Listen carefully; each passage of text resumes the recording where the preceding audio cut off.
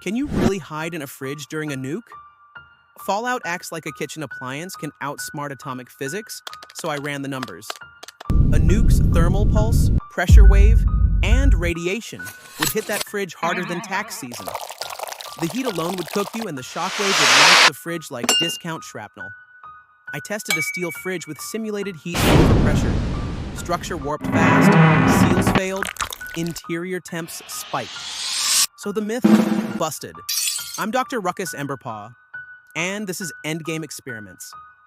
Hit subscribe, then comment the next movie or game survival myth you want tested.